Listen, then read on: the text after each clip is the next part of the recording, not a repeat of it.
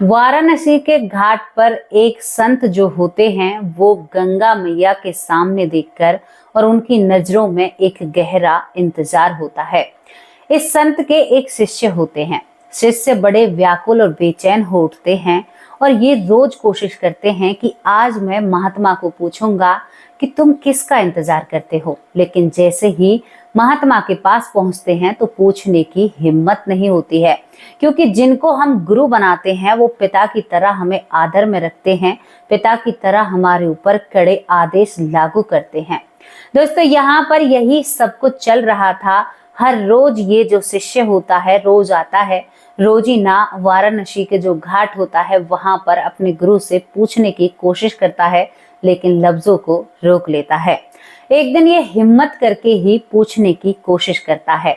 सामने बैठ जाता है। कुछ खाने के लिए इस संत के लिए भोजन लाया था और हाथ जोड़कर कहता है कि हे भगवान, हे मेरे परम पिता परमात्मा, क्योंकि मैं आपको ही परम पिता परमात्मा की पदवी देता हूँ, मैं बड़े दुख में हूँ। मैं आपको देखकर व्याकुल हो उठता हूँ। सपने में भी मुझे जिया नहीं जाता है कि मेरे गुरु इतने परेशान क्यों रहते हैं। आपकी आंखों में मुझे गहरा इंतजार दिखता है। आपकी आंखों में मुझे एक बहुत अनंत खाई दिखती है। मैं घबरा उठता हूँ। हे महात्मा, मुझे इस चिंता से मुक्त कीजिए और मैं आपको खुशी और हंसी देखना चाहता हूँ आपके चेहरे पर। मुझे इस चिंता से मुक्त कीजिए, मुझे बताइए आपको क्या परेशानी है। दोस्तों, जब संत इन बातों को सुनते हैं तो वो मुस्कुरा जाते हैं। कहते हैं कि कोई बात नहीं बेटा, आप इन बातों में ना ही पड़ो तो ही अच्छा है। लेकिन आज एक शिष्य का हट कहीं ना कहीं गुरु को कमजोर कर देता है। शिष्य अपने गुरु के चरणों में गिरकर कहता है कि महात्मा, मुझे जरूर आपकी जिंदगी का सच जानना है। महात्मा कहते हैं कि अगर मेरी जिंदगी का सच जानोगे तो दुनिया की हकीकत जान जाओगे। अब तो इस शिष्य की बेचैनी और ज्यादा बढ़ जाती है। अब जैसे ही संत के ज्यादा पीछे ये शिष्य पड़ता है तो संत कहते हैं कि मैं अपनी प्रेमिका का इंतजार करता हूँ। इस बात को सुनकर इस जो ये शिष्य होता है, इसको ये बातें बहुत बुरी लगती हैं। कहता है कि मैं तो आपकी सेवा और आराधना करता हूँ और आप प्रेमिका रखते हो। दोस्तों, एक गुरु और शिष्य में बहस हो जाती है। क्या सच में ही एक गुरु की प्रेमिका थी? क्या सच में ही वो संत किसी अपने प्यार का इंतजार करते थे? ये पूरा मामला क्या होता है, पूरी घटना क्या होती है? इस घटना से हमें बहुत कुछ सीखने को मिलेगा। क्या ऐसा हो सकता है? अगर संत ऐसे प्रेम रखेंगे तो फिर भैया हमारी संस्कृति कहाँ बचेगी? बहुत सवाल उठते हैं दिमाग में। जैसे आप लोगों के मन में दिमाग में सवाल जन्म ले रहे हैं, उसी तरह से मेरे दिमाग में भी बहुत सारे सवाल उठे थे, लेकिन सभी सवालों के जवाब मिलेंगे आपको इस चैनल पर। इसीलिए तो मैं इस चैनल पर आती हूँ और आप लोगों को सच से रूबरू कराती हूँ। दोस्तों, यहाँ पर हम कहाँ पर थे? एक संत और एक चेले के बीच में हम थे। यहाँ पर इस संत को मैं आपको बताती हूँ। ये संत काशी पर गंगा घाट के किनारे तपस्या किया करते थे। तपस्या जब ये करते हैं यानी कि वाराणसी में, तो यहाँ पर इनका नाम स्वामी आनंदानंद होता है। स्वामी आनंदानंद एक बहुत शांत और निर्मल स्वभाव के संत थे। बिल्कुल इनकी वाणी बिल्कुल जितना जरूरत थी ना उतना ही बोलते थे, उससे ज्यादा किसी से बात नहीं करते हैं। इनके एक संत यानी शिष्य होते हैं जो इनकी देखभाल करते हैं, इनके लिए खाने पीने का इंतजाम करते हैं। दोस्तों, इसी तरह से जिंदगी चल रही थी।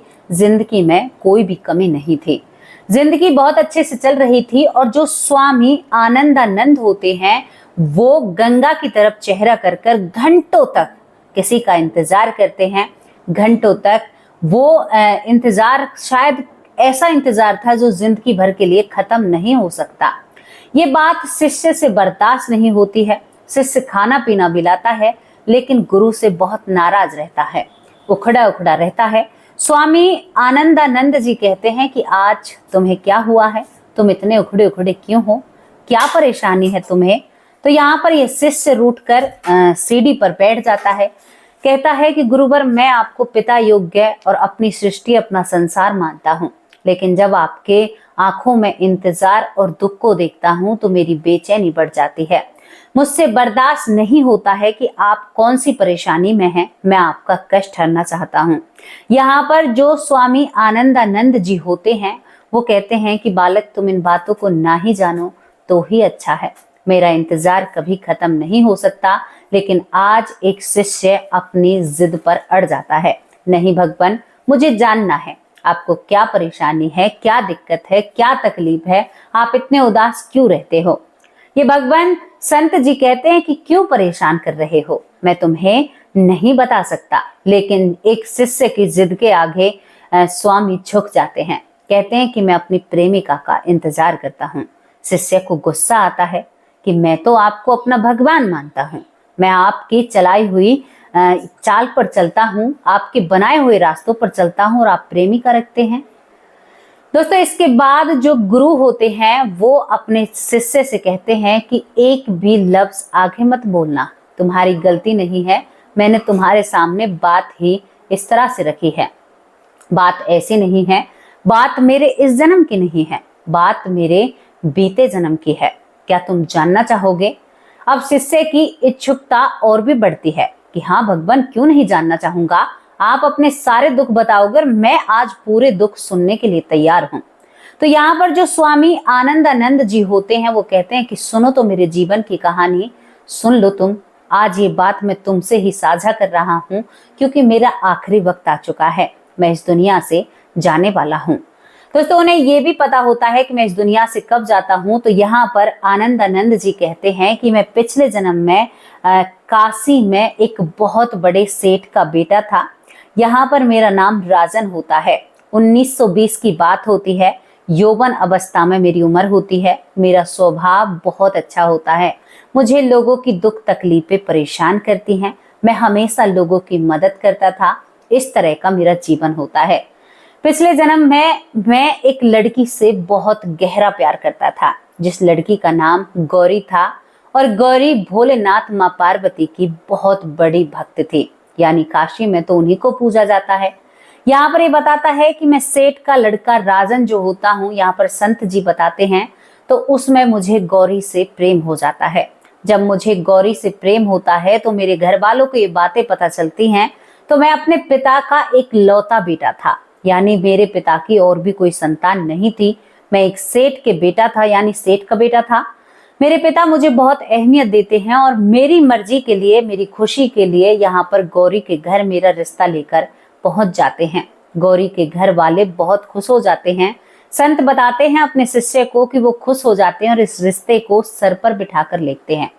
1920 की बात थी जब मेरा रिश्ता तय होता है। मैं यौवन अवस्था में होता हूँ और गौरी भी मुझे बहुत पसंद किया करती थी। वो एक सच्ची भक्त थी भोलेनाथ की और माँ पार्वती की। हम दोनों थोड़ा बहुत मिलना जुलना भी किया करते थे। हम दोनों जने जब एक दूसरे से मिलते हैं, केवल बातें ही किया करते थे। तो मुझे एक दिन अचानक से भैसा लगा कि गौरी मुझसे दूर चली गई। तो मेरी आंखों में आंसू होते हैं, गौरी का हाथ मेरे हाथ में होता है और यहाँ पर मैं गौरी से कहता हूँ कि गौरी, मैं अगर मर भी गया ना तो मैं तुम्हें नहीं छोड़ूंगा। मेरा विश्वास है कि अगले जन्म में भी हम दोनों साथ रहेंगे। गौरी के अंदर सवालों के समंदर यानी लहरें बढ़ने लगती हैं। वो कहती हैं कि राजन, तुम ऐसी बातें क्यों कर रहे हो, तुम्हें क्या होगा? तुम्हें कुछ भी नहीं होगा, तुम स्वस्थ रहोगे और हमारी शादी को तो अब 1 हफ्ता ही है। 1 हफ्ते में तुम्हें क्या हो जाएगा, हम दोनों साथ में जिएंगे राजन, हम दोनों साथ में रहेंगे। लेकिन मैं उस दिन अपनी जो मेरी गौरी यानी मेरी शादी उससे होने वाली थी, मैं उससे साफ साफ कह देता हूँ कि नहीं गौरी, मैं नहीं जीऊंगा, शायद मुझे कुछ होगा। यहाँ पर गौरी मुझे समझाते हुए कहती है कि तुम्हें कुछ भी नहीं होगा, देख लेना मेरी तेरी शादी धूमधाम से होगी। आनंदानंद कहते हैं कि बेटे, मैंने सारी बातें सही देख ली थी, लेकिन तभी मेरी चौखट पर वही चीज होती है जिसका मुझे डर होता है। मुझे बहुत तेज बुखार होता है और उस समय महामारी चलती है, प्लेग महामारी जिसे कहा जाता है, मुझे वो बीमारी हो जाती है। जब मुझे वो बीमारी हो जाती है तो मैं राजन के रूप में जब होता हूँ तो मैं बड़ा परेशान होता हूँ, लेकिन मुझे गौरी से दूर कर दिया जाता है। जिस पिता ने, जो गौरी का पिता होता है, जिसने मेरा रिश्ता अपने सर पर रखा था, उसने कह दिया था कि हमारा और आपका कोई रिश्ता नहीं है। मेरे बाबा के पास बहुत सारी जायदाद थी, बहुत सारे पैसे थे। बहुत कोशिश की थी मेरे बाबा ने गौरी को मुझसे मिलाने की, लेकिन गौरी के पिता ने इन बातों को तवज्जो नहीं दी और 7 दिन के अंदर कहाँ मेरी शादी होने वाली थी, लेकिन एक महामारी से मेरी मृत्यु हो जाती है। मुझे गंगा मैया की गोद में समा दिया जाता है। उसके बाद जो गौरी होती है मेरा ये दुख बर्दाश्त नहीं कर पाती है। मैं वहीं पर भटकता रहा करता था, यानी मृत्यु के बाद मैं वहीं पर भटकता हूँ। मैं गौरी को उसी सीढ़ियों के पास देखता हूँ जहां पर कभी हम मिला करते थे। गौरी नदी के किनारे बैठी हुई गंगा माँ की तरफ देखती हुई जाने क्या क्या सोचती रहती है, लेकिन एक दिन मैं देखता हूँ कि गौरी गंगा मैया में अपने आप को समर्पित कर देती है। मैं टूट जाता हूँ कि गौरी ने ये कदम क्यों उठाया था, लेकिन मैं गौरी से कुछ कह नहीं सकता था। गौरी भी गंगा मैया की गोद में समा जाती है। बेटा, मैं भी एक हवा के झोंके के साथ इधर उधर निकल जाता हूँ, लेकिन कुछ समय बीतता है। समय बीतने के बाद यहाँ पर आनंदानंद जी कहते हैं कि मेरा जन्म दोबारा से ही इस काशी में ही होता है और मुझे अपने जन्म की बात याद थी। लेकिन दूसरी तरफ जो मेरी पिछले जन्म में जानी जिससे मेरी सगाई हुई थी, उसका जन्म दक्षिणी भारत में होता है, जो कि एक माधवी के नाम से जानी जाती है। यानी जो मेरी प्यारी गौरी थी उसका नाम यहाँ पर माधवी हो जाता है। माधवी जन्म लेती है और जन्म लेने के साथ साथ माधवी को सपने में मैं दिखाई देता हूँ। मैं इसी सीढ़ियों पर आकर बचपन से ही अपनी इस गौरी का इंतजार किया करता था, क्योंकि मुझे पता था मेरा जन्म दूसरा हुआ है। मैं इसी काशी में पहले रहा था, इसी काशी में मेरा दूसरा जन्म हुआ है। यहाँ पर जो आनंदानंद होते हैं इनका जन्म होता है और ये बताते हैं कि मैं इसी काशी में रहकर अपनी गौरी का इंतजार करता हूँ। जब मैं गौरी का इंतजार करता हूँ तो धीरे धीरे मैं भी बड़ा हो रहा था और दूसरी तरफ धीरे धीरे गौरी भी बड़ी हो रही थी। हम दोनों बड़े हो रहे थे, लेकिन मुझे सब कुछ याद था। लेकिन जो गौरी का दूसरा जन्म यहाँ पर माधवी के रूप में हुआ था, माधवी बिल्कुल भी मुझे नहीं जानती थी। यानी उसे वो कसम याद नहीं थी, वो पल याद नहीं थे जो हमने एक साथ बिताए थे। लेकिन माधवी को मैं सपने में नजर आया करता था। यहाँ पर ये सारी बातें कब खुलती हैं ये भी आपको बताऊंगी। और यहाँ पर जो आनंदानंद जी होते हैं उनका इस जन्म का नाम मैं आपको बताऊं विष्णु होता है। यानी काशी में वो पैदा होते हैं, एक नॉर्मल परिवार में पैदा होते हैं और इस परिवार में उनका नाम विष्णु होता है। बाद में उनका नाम आनंदानंद रख लेते हैं वो और संत बन जाते हैं। ये आनंदानंद जी बताते हैं कि बेटे, उसके बाद मैं रोज काशी घाट पर आता हूँ और गौरी का इंतजार करता हूँ। मेरा वो इंतजार था कि गौरी मुझे जरूर मिलेगी। मैं धीरे धीरे जवान होता हूँ, अपने घर वालों से कहता हूँ कि मैं उस गौरी को पसंद करता हूँ। वो गौरी कहीं ना कहीं इस दुनिया में उसने जरूर जन्म लिया है और वो जरूर मुझसे मिलने एक दिन जरूर आएगी, ये मेरा विश्वास होता है। बचपन से ही घर वाले मेरी बातों पर विश्वास नहीं करते हैं, लेकिन जब तहकीकात करते हैं तो सच में ही मैं उसी गौरी का इंतजार करता हूँ। ये बात सत्य निकलती है। गौरी का पता मैं बताता हूँ और मेरे घर वाले उस पते पर पहुंच जाते हैं। मेरा नाम विष्णु होता है और विष्णु के नाम पर मैं इसी सीढ़ियों पर जहां पर आज बैठा हूँ, इन्हीं सीढ़ियों पर गौरी का इंतजार करते करते बहुत सारा वक्त बीत जाता है। शायद मेरी शादी की उम्र भी निकल जाती है। तभी मैं गंगा घाट पर एक दिन आरती का आनंद ले रहा था और गौरी का इंतजार कर रहा था। तभी यहाँ पर एक खूबसूरत सी लड़की जिसकी शक्ल गौरी जैसी होती है और मेरे पास आकर कहती है कि तुम तो मुझे सपने में दिखाई देते हैं। मैं जब ये बातें सुनता हूँ तो मैं कहता हूँ कि आप कौन हो? तो वो लड़की मुझसे कहती है कि मेरा नाम यहाँ पर माधवी है, लेकिन आप मुझे सपने में दिखाई देते हैं और यहाँ पर माधवी मेरे चरण छूती है। दोस्तों, यहाँ पर जैसे ही ये जो यहाँ पर विष्णु होता है, माधवी को देखकर इसको सारी बातें याद रहती हैं और ये कहता है कि तुम तो गौरी हो। जैसे ही ये माधवी को सारी बातें बताता है तो माधवी को सपने में ये सारी बातें दिखाई दिया करती थी, जो सारी बातें विष्णु ने माधवी को बताई थी। माधवी सपने की बातों को एक व्यक्ति से सुनकर हैरान और थोड़ी सी परेशान हो जाती है और उसकी आंखों में आंसू होते हैं। आंसू क्यों होते हैं उसकी भी वजह बताऊंगी। यहाँ पर माधवी कहती है कि तुम्हारी अब की बार भी जो मिलने की इच्छा थी वो अधूरी रह चुकी है विष्णु, क्योंकि मैं शादीशुदा हो चुकी हूँ। दोस्तों, गौरी जहां पर उसका जन्म होता है वहां पर उसकी शादी भी हो जाती है, लेकिन एक सपना उसे बचपन से लेकर शादी होने के बाद भी दिखाई देता था। और आज मतलब गौरी का जो माधवी के रूप में गौरी है, उसका यहाँ पर पति है जो जीवित है। अब एक पतिव्रता नारी ऐसा कैसे कर सकती है? कौन से कर्मों का लेख था ये तो मुझे नहीं पता, लेकिन इस घटना को सुनकर या देखकर मुझे बहुत हैरानी हुई कि प्यार ऐसा भी हो सकता है। यहाँ पर माधवी कहती है कि मुझे पक्का यकीन है तुम सच में ही वही राजन हो, लेकिन मैं क्या करूं क्योंकि तुम मुझे इसी घाट पर नजर आते हो। गौरी को यहाँ पर जो माधवी होती है, जब सपने ज्यादा सताने लगते हैं तो वो इस घाट को देखना चाहती है। माधवी कहती है कि मुझे बचपन से ही यहाँ पर जो भोलेनाथ हैं और पार्वती मैया हैं बहुत प्यारे लगते हैं, जबकि मेरा जो परिवार है वो विष्णु भगवान का भक्त है, यानी विष्णु भगवान को मानता है।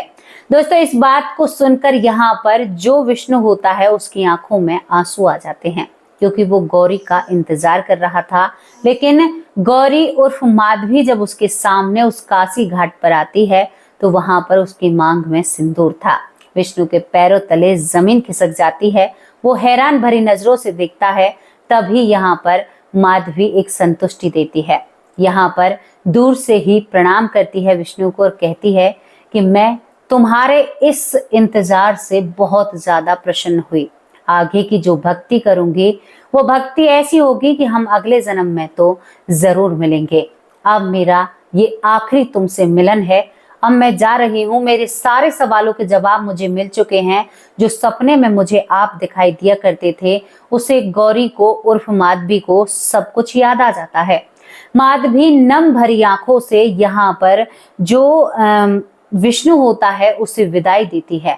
कहती है कि शायद मेरा नसीब खोटा है, शायद कुछ न कुछ पाप मुझसे ऐसा हुआ है जो हमारा मिलन नहीं हो पा रहा है, लेकिन हम अगले जन्म में जरूर मिलेंगे। दोस्तों, इसके बाद यहाँ पर स्वामी आनंदानंद अपने शिष्य से कहते हैं कि बेटा, मैं उसी दिन से इस घाट पर तपस्या कर रहा हूँ और मैं अपनी माधवी का इंतजार करता हूँ, मैं अपनी गौरी का इंतजार करता हूँ और मैं भगवान से यही प्रार्थना करता हूँ कि अगले जन्म में हम दोनों साथ में रहें। इसके बाद दोस्तों, यहाँ पर ये बुजुर्ग तो हो चुके थे जो स्वामी आनंदानंद होते हैं। बुजुर्ग होने के बावजूद अब ये अपनी आयु के बारे में शिष्य से कहते हैं कि अब 8 दिन और मेरे पास रहे हैं, 1 सप्ताह रहा है, उसके बाद मैं तुम्हें कहीं नजर नहीं आऊंगा। दोस्तों, यहाँ पर ये शिष्य इन बातों पर नजर रखता है कि गुरु झूठ बोल रहे हैं। शायद उसका शक गहराने लगता है। तभी ये शिष्य देखता है कि जो स्वामी आनंदानंद जी होते हैं उनके पास एक बुजुर्ग महिला आती है। एक बुजुर्ग महिला उनके पास आकर सीढ़ियों पर बैठ जाती है और कहती है, कैसे हो महात्मा? बहुत लंबा इंतजार किया है, अब यहाँ से चलने की घड़ी आ चुकी है। जिस व्यक्ति का मेरे ऊपर कर्ज था, जो मेरा पति था, वो कर्ज उतर चुका है। अब मैं यहाँ से जाने के लिए तैयार हूँ। दोस्तों, यहाँ पर स्वामी आनंदानंद जी ने जो पूरी घटना अपने बारे में बताई थी, जिस शिष्य को वो चुपके से इन दोनों को देख रहे थे, वो बताते हैं कि उसके बाद ये दोनों आत्माएं मृत हो जाती हैं और इनके अंदर से 1-2 ज्योति निकलकर गंगा मैया में बहने लगती हैं। ये दृश्य उस शिष्य ने अपनी आंखों से देखा था और इन दोनों को यहाँ पर मरते हुए देखा था और ये मरने के बाद दोनों ही गंगा मैया में विलीन हो जाते हैं। जिस तरह से पिछले जन्म में अंत हुआ था, उसी तरह से इस जन्म में अंत होता है। अब ये तो परमात्मा या ये लोग ही जाने कि अगले जन्म में ये दोनों मिले हैं या नहीं मिले, लेकिन स्वामी आनंदानंद जी के ये जो जिक्र है, ये जो कथा है, ये बहुत प्रचलित है। इसके बारे में जितना आप लोगों को बताऊं उतना ही कम है। मैंने आप लोगों से शुरुआत में वादा किया था कि प्रेम किसे कहते हैं। अब वो वादा पूरा करती हूँ। प्रेम त्याग को कहते हैं। प्रेम स्वामी आनंदानंद के प्रेम को प्रेम कहते हैं। आपका प्रेम प्रेम नहीं है। आपका प्रेम एक शरीर के लालच से या एक शरीर के कहते हैं ना कि भोग भोगने के जरिए जुड़ा है। यहाँ पर 2 जन्मों तक एक पुरुष ने इंतजार किया महिला का। 2 जन्मों तक वो उसके तन को छूता तक भी नहीं है, मतलब उसका कोई स्वार्थ नहीं होता। इसे ही तो कहते हैं प्रेम। जन्मों जन्मों तक किसी का इंतजार किया, जन्मों जन्मों तक किसी का इंतजार किया। जब वो जन्म उनका होगा तो कितना मधुर होगा। आज हम कुछ लोगों को देखते हैं, कुछ एक चुनिंदा लोगों को देखते हैं कि वो बुढ़ापे तक भी एक दूसरे के साथी बने रहते हैं। शायद वो ऐसी ही महान आत्माएं हुआ करती होंगी जिनका प्रेम इतना अटूट होता है कि वो लड़ाई के बाद भी एक दूसरे को नहीं छोड़ सकते। दोस्तों, ये स्टोरी पुनर्जन्म पर टिकी हुई है। एक संत के ऊपर ये स्टोरी टिकी हुई है। यहाँ पर ये सच्ची घटना है। जो लोग कहते हैं कि ऐसा तो हो ही नहीं सकता, कई बार मेरे पास सवाल आते हैं कि दीदी इतनी कहानियां कैसे हो सकती हैं। मेरे भाई, भारत कितना बड़ा है, पूरा विश्व कितना बड़ा है। रोज 4 कहानी सुनाऊं ना तो भी कहानी खत्म नहीं होंगे, क्योंकि पुनर्जन्म सबके हो रहे हैं। याद किसी किसी को रहता है। अब क्या मैं अब पहली बार धरती पर आई हूँ? जाने कितने अनंत जन्म मेरे हो चुके होंगे और जाने किस किस रूप में मैंने जन्म लिया होगा, मुझे नहीं पता। मेरे कर्मों का लेखा है। कोई अच्छा कर्म बना है, इस मनुष्य देह को पाया है, ये वस्त्र बड़ा अच्छा है, क्यों ना इस वस्त्र से फायदा उठाया जाए। इस वस्त्र के जरिए मैं भगवान को प्राप्त कर लूं, क्यों ना इस वस्त्र के जरिए जो ये मेरी काया है, जो 5 तत्वों में विलीन काया है, इसके जरिए मैं कुछ ऐसा हासिल कर लूं, शायद मुझे ये वस्त्र दोबारा मिले। मैं कुछ ऐसा हासिल करूं कि इस वस्त्र की मुझे जरूरत ही ना पड़े, मुझे वस्त्र बदलने की ही जरूरत ना पड़े। शायद मैं कुछ ऐसा करूं, ये मिला है तो इसकी मैं खूबियां जानूं। ये मुझे मिला है ये चोला, तो मैं इसको जानूं, इसका मुझे क्या करना है, इसका मुझे कैसे फायदा उठाना है, इसके जरिए मुझे उस शक्ति तक कैसे पहुंचना है, जानने की इच्छुक हूं। और इच्छा हमेशा बनी रहती है। तो आपको भी मिला है। अरे ये जीवन, ये माटी की काया आपको भी मिली है। लाभ उठाइए ना, लाभ उठाओ। प्यार को देखो, आज कैसा प्यार है। मेरी नहीं है तो किसी की भी नहीं है। इस कहानी में आपको क्या मिला? अंत में एक संत बन गया, लेकिन किसी की गृहस्थी को नहीं उजाड़ा। उस प्रेम को ही समर्पित कर दिया उस जन्म के लिए। अगले जन्म का इंतजार किया, लेकिन किसी के घर परिवार में आग नहीं लगाई। आज की तरह नहीं है, हनीमून मनाने जा रही हैं और पति को खाई से ही नीचे फेंक दिया है। क्या ये सही है? और ये घटना ज्यादा दिन पुरानी भी नहीं है। क्या हो गया है 30 साल में? आखिर ऐसा क्या बदल गया है हमारे भारत में जो लोग इतने बदल चुके हैं? 25 साल में, 26 साल में क्या बदला है इस भारत में जो लोगों के अंदर इतने बदलाव आए हैं? हैरान हूं मैं, दुखी हूं, परेशान हूं इन सारी चीजों को देखकर। सोचती हूँ कि सब कुछ बदल दूं, सब कुछ बदल दूं, सब कुछ ऐसा कर दूं कि लोग हंसी खुशी रहें, किसी का रिश्ता ना टूटे। लेकिन क्या करूं? कर नहीं सकती ना, क्योंकि मैं तो कुछ नहीं हूं, तुच्छ प्राणी हूं। करेंगे तो वो करेंगे। बदलो अपने आप को, भगवान का इशारा है। भगवान ने कहा है, भैया मैंने नहीं कहा। आप अपने आप को बदलिए और इस चोले से जरूर कुछ ना कुछ लाभ उठाइए। कैसी लगी ये प्रेम भरी कहानी, जहां पर एक संत 2 जन्मों तक अपनी प्रेमिका का इंतजार करते हैं? ऐसा हो सकता है? ये सत्य घटना पर आधारित है। जैसी भी आपको ये घटना लगी हो, अपनी राय कमेंट बॉक्स में जरूर रखना। अब आप लोगों से विदा लेती हूँ। आज मैं थोड़ी सी परेशानी में थी, तो पूरे दिन की वीडियो मुझसे नहीं बनी है। आप लोगों के नाम भी नहीं ले पाई हूँ, क्योंकि मैं बहुत ज्यादा परेशान चल रही हूँ। कोई दिक्कत ऐसी है, बात में बताऊंगी। और दूसरी बात जो है, आज मैं आपकी कमेंटों के रिप्लाई भी नहीं दे पाऊंगी, लास्ट में बता रही हूँ, क्योंकि मैं थोड़ी सी व्यस्त चल रही हूँ। तो मुझे सपोर्ट करना इस व्यस्त भरी जिंदगी में, क्योंकि 1-2 दिन की बात है, उसके बाद सब कुछ ठीक हो जाएगा। फिर आपको विस्तार से बैठकर बताऊंगी। हालांकि कोशिश भी करूंगी रिप्लाई देने की। अब विदा लेती हूँ, कल हाजिर होंगे एक सच्ची और अच्छी स्टोरी के साथ। तब तक के लिए नमस्कार, जय हिंद, जय भारत। और जैसी भी स्टोरी लगी हो, हाँ, मेरे चैनल पर हाइप्स आते हैं, यानी कॉइन देने का एक ऑप्शन आता है। यानी हम कमेंट में जब लिखते हैं तो वहां पर 200-250 कॉइन आते हैं, आपने देखे होंगे, तो उससे हाइप दिया करो। उससे क्या होता है कि मेरी वीडियो ज्यादा से ज्यादा लोगों के पास पहुंचती है, उससे मुझे थोड़ा सा बेनिफिट मिलता है। तो आपकी बहुत मेहरबानी होगी अगर आप उस कॉइन को दबाएंगे और मुझे 200-250 यानी आपकी इच्छा है तो आप बहुत कर सकते हैं, बहुत अच्छा लगेगा मुझे। नमस्कार, जय हिंद, जय भारत, वंदे मातरम।